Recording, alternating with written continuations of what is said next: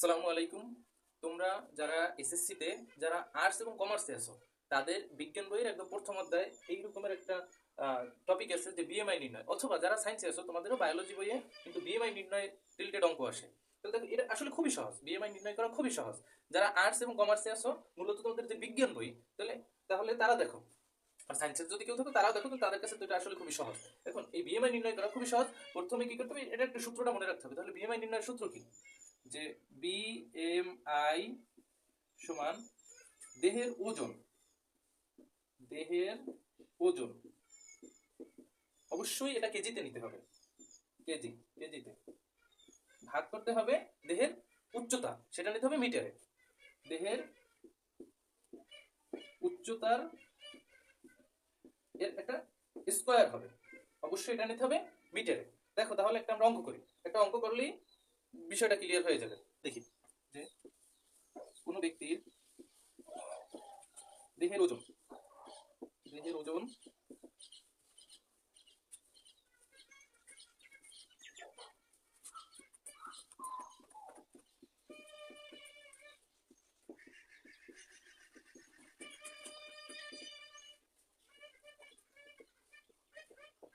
দেখো এইবার একটা অঙ্ক দেখি যে কোনো ব্যক্তির দেহের ওজন 80 কেজি এবং উচ্চতা যদি 1.8 মিটার হয় তাহলে তার বিএমআই কত। তাহলে ওই যে বিএমআই নির্ণয়ের সূত্র কি?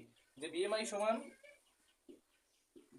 সমান দেহের ওজন কে ভাগ করতে হবে দেহের ওজন ডিভাইডেড ওই যে উচ্চতা তার স্কয়ার। তাহলে দেহের ওজন কত? 80 আর উচ্চতার স্কয়ার, তার মানে কি 1.8 এর হোল স্কয়ার।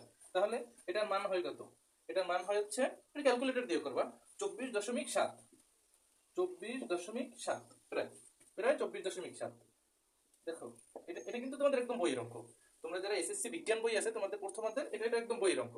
দেহের উচ্চতা 80 কেজি আর সরি দেহের ওজন 80 কেজি, উচ্চতা 1.8 মিটার হলে বিএমআই কত। তাহলে বিএমআই নির্ণয় সূত্র কি? দেহের ওজন অবশ্যই কেজিতে, তাহলে 80 ডিভাইডেড হবে উচ্চতার স্কয়ার। তাহলে উচ্চতা আছে কত? 1.8 মিটার, তার মানে 1.8 এর হোল স্কয়ার সমান আসে কত? 24.7। এটা কি জানি? এটা কিন্তু সুস্বাস্থ্যের, কারণ সুস্বাস্থ্যের রেঞ্জ কত আমরা জানি। সুস্বাস্থ্যের রেঞ্জ হচ্ছে 18.5 থেকে 24.9।